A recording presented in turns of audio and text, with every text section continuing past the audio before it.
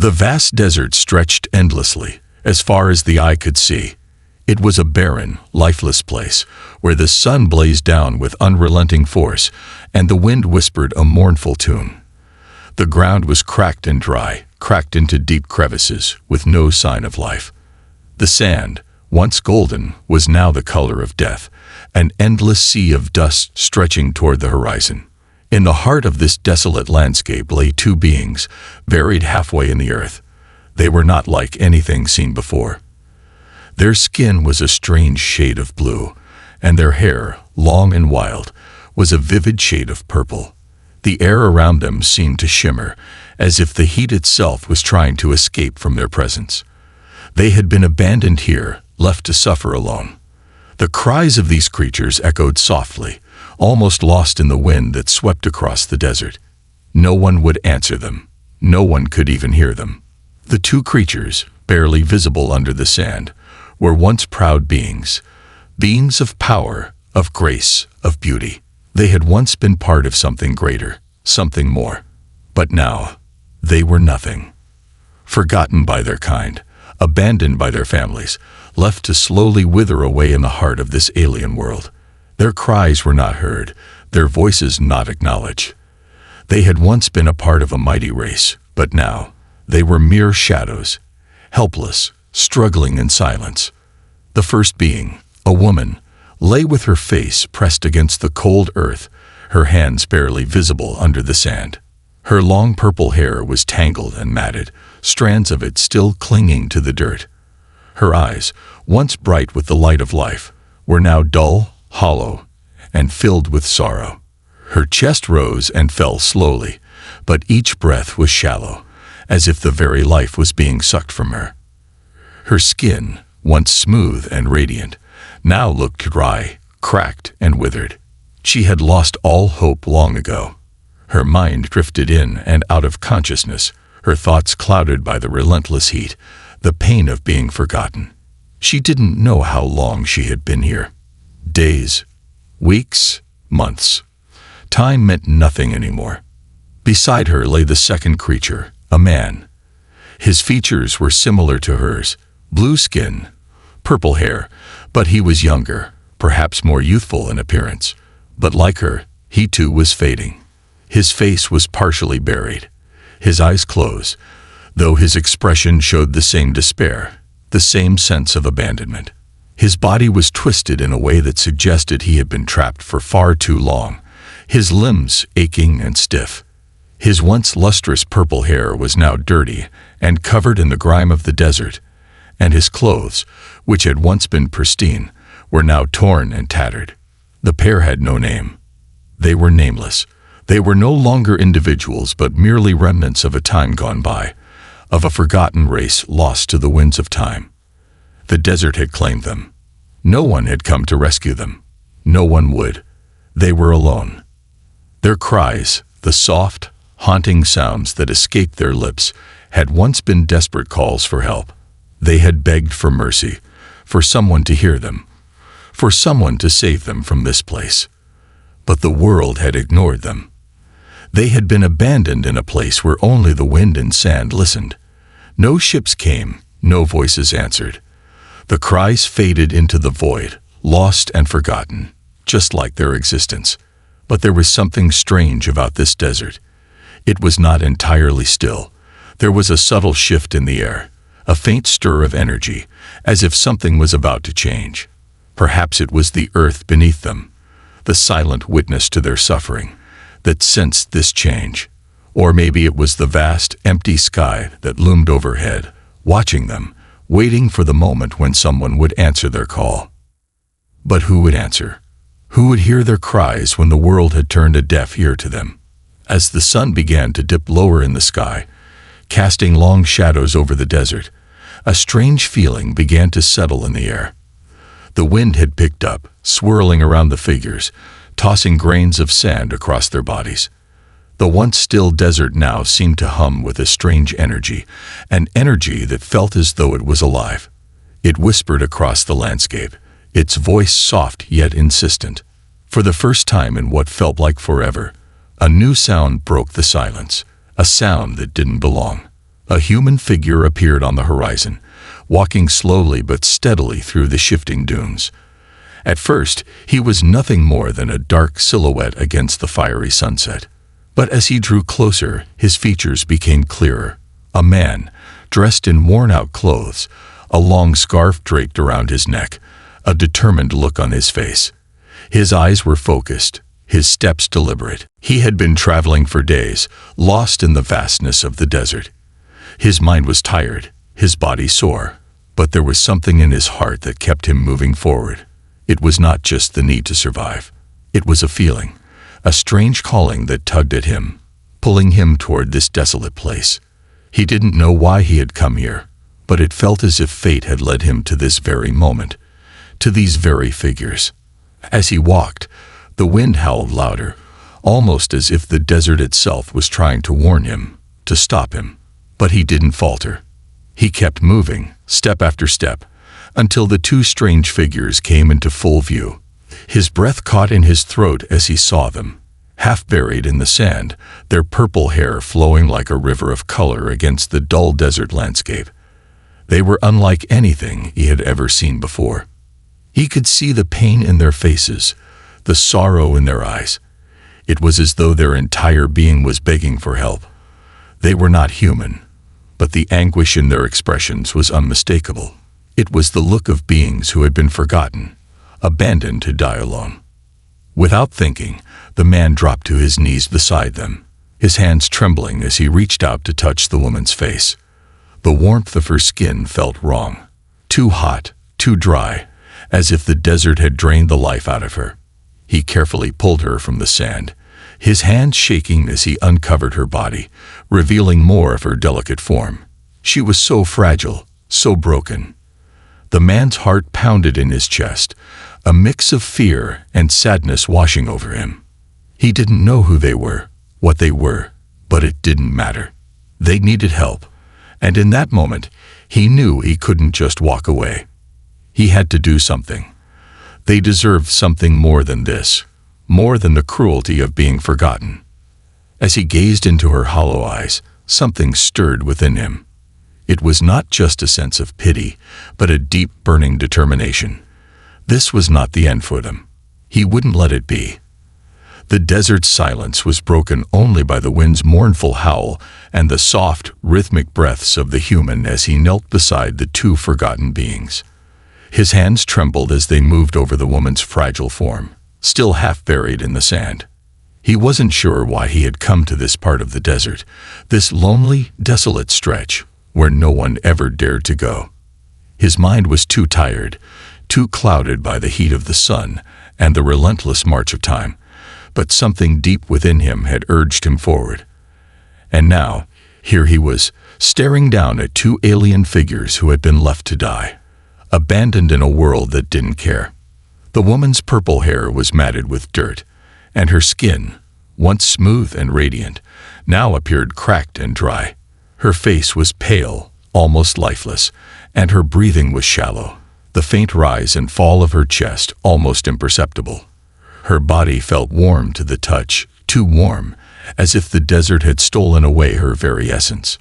Still, the human continued to dig, his fingers pressing against the hard earth, clearing away the sand that clung to her like a tomb. His heart was pounding in his chest, not from fear, but from the overwhelming need to do something, anything, to save her. As he worked, he found himself thinking about his own life, his own struggles. The past few months had been hard. The loss of his family, the loneliness of the road, the endless desert that seemed to stretch on forever. But this was different. There was something about these creatures, something that spoke to him in a way he couldn't quite explain. They were not like anything he had ever seen, but they were still living beings, just like him.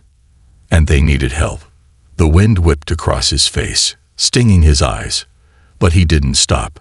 He couldn't stop. The woman's eyes flickered, and for a brief moment, he thought he saw something. Recognition, perhaps, or even a flicker of hope.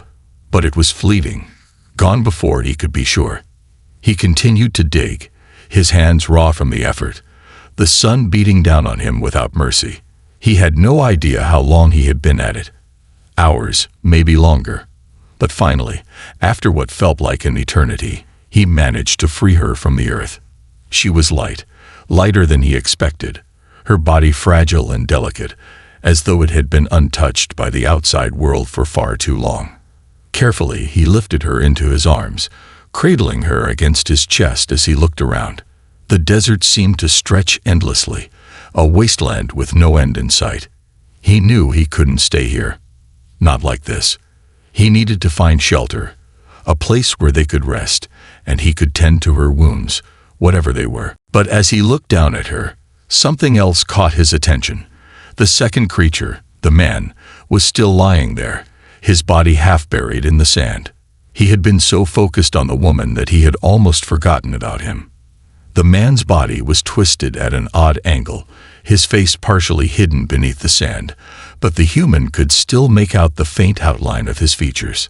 His purple hair was tangled, dirt caked on his skin, his clothes torn and weathered by the harsh desert winds.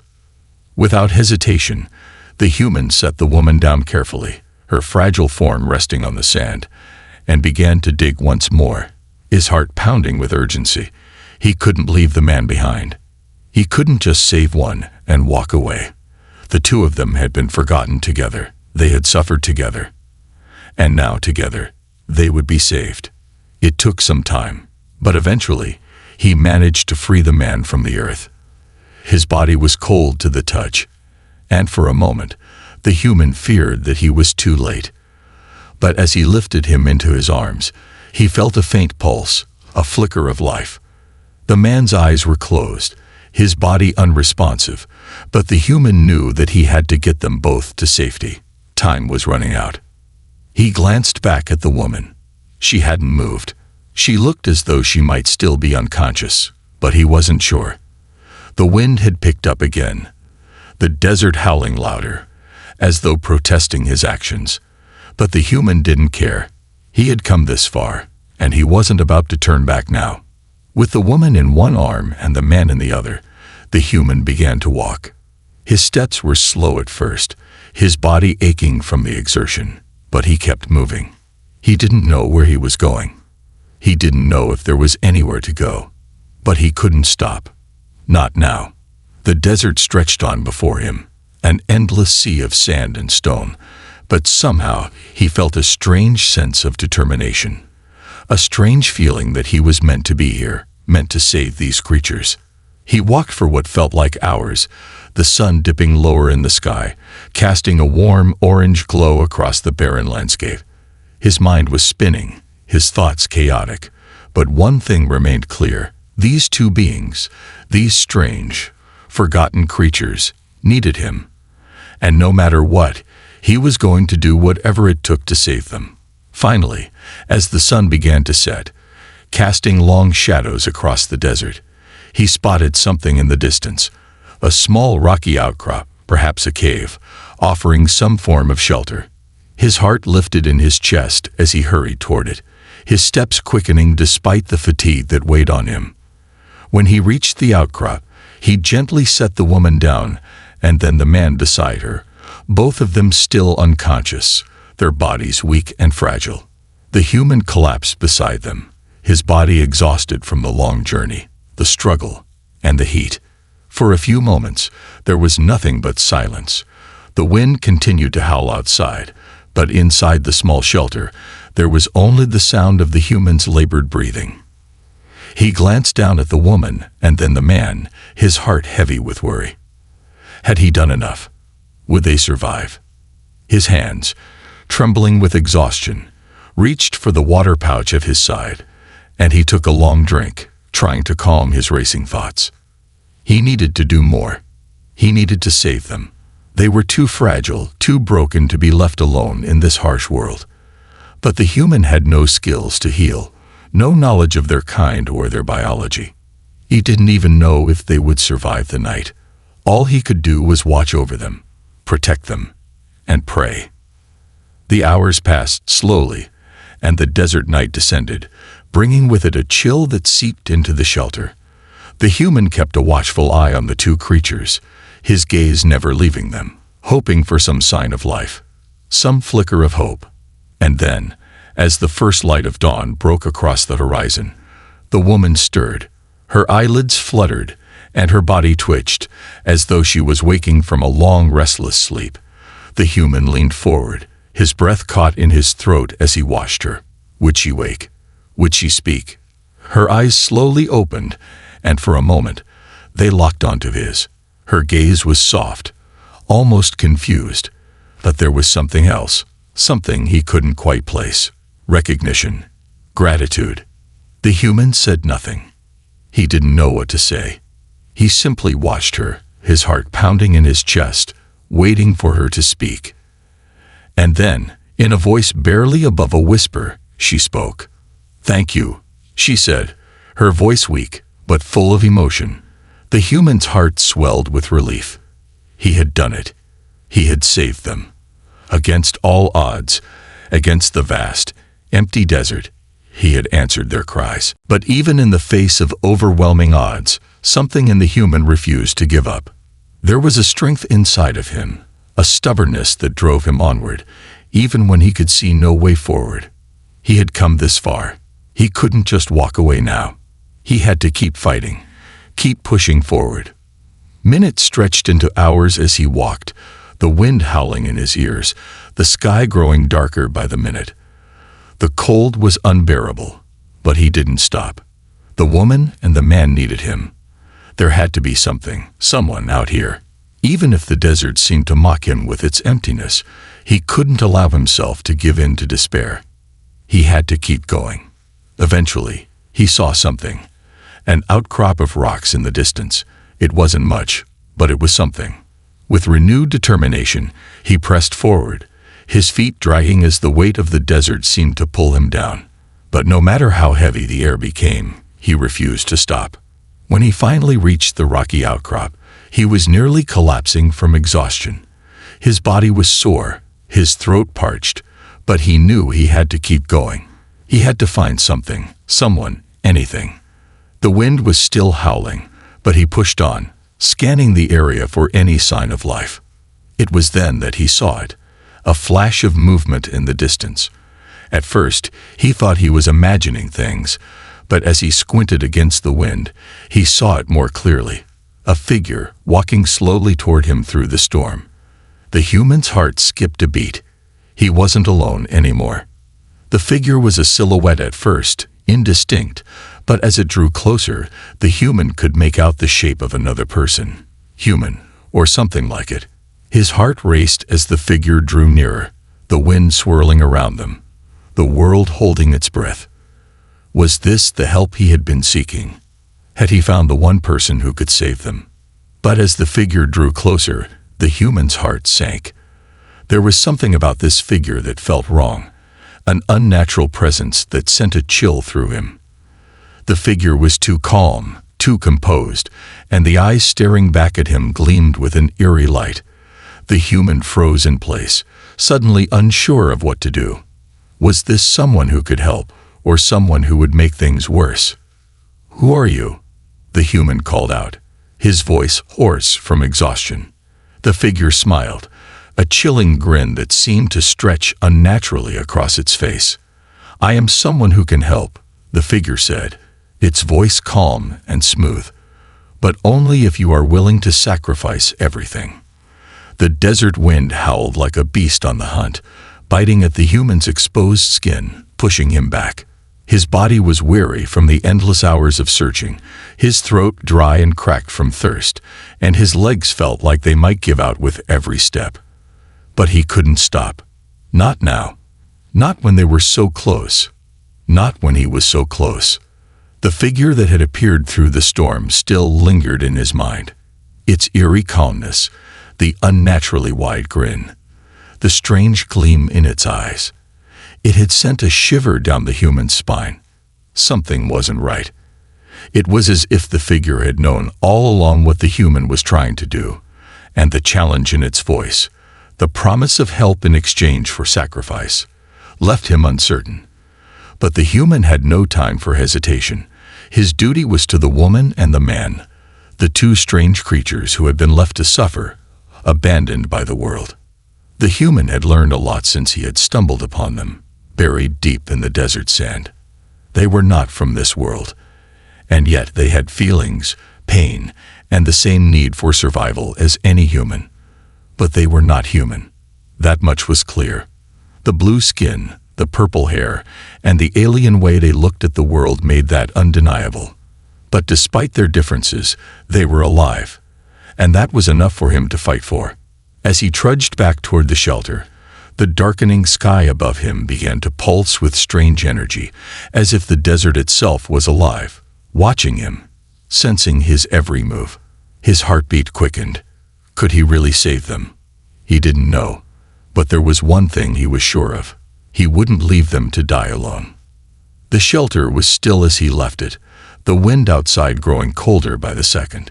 He rushed inside, his breath shallow as he scanned the two figures. The woman lay against the rocks, her body still weak but breathing steadily, though her face remained pale. The man, however, had not improved. His breathing was slow and shallow, the wheezing more pronounced. He was fading, and the human could feel it. Every second he spent away from them was a second they could slip further away. Desperation gnawed at his insides. He had promised them he would return, but he hadn't found the help he'd hoped for. What was he supposed to do now? His knowledge of the desert of survival was limited to basic things: finding water, navigating the sands, staying alive long enough to make it through another day. But this was different. These beings, they were not meant to be here, and neither was he. He was an outsider, just a human, struggling to understand a world that wasn't his. Then the memory of the figure came back to him. He thought about the words it had spoken. "I can help, but only if you are willing to sacrifice everything."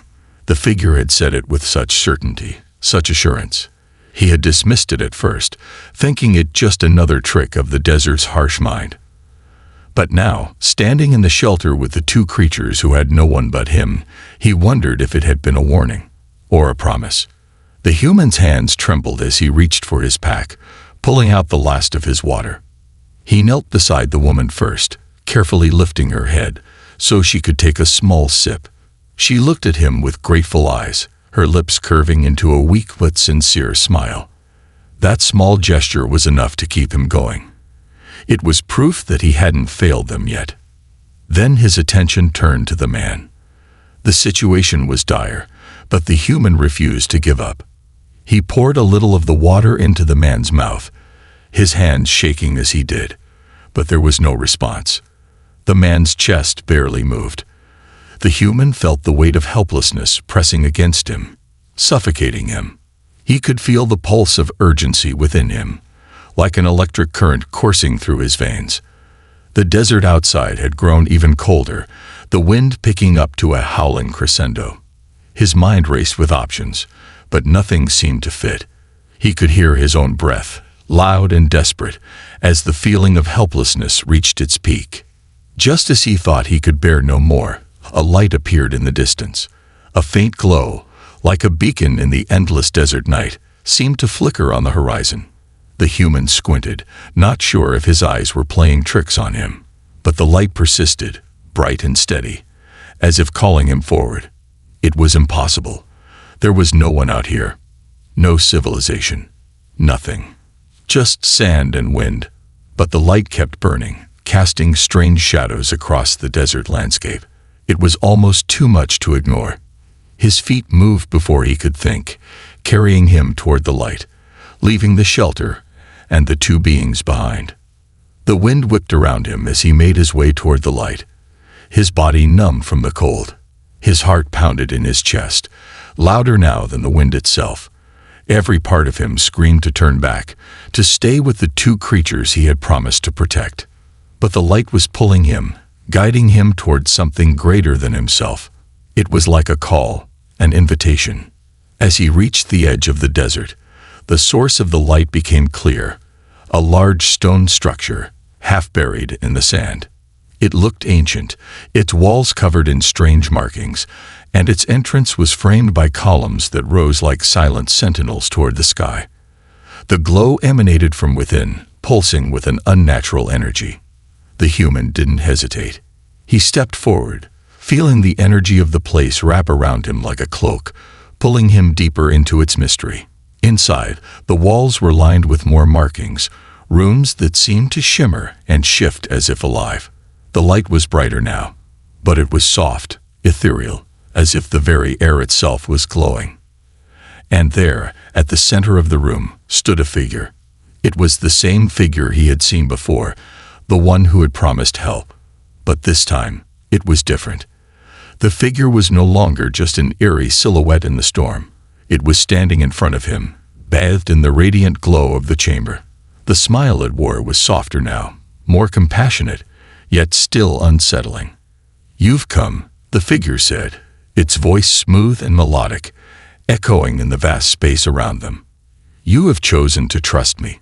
You know the cost, don't you?" The human nodded, swallowing the lump in his throat. "I need help. They're dying out there. Please, can you save them?" The figure stepped closer, its form glowing with an inner light, like it was made of the very essence of the desert itself. "You are brave," the figure said, "but saving them comes at a price. Your soul, your essence, will be bound to this desert, tied to the winds and the sands. You will never leave.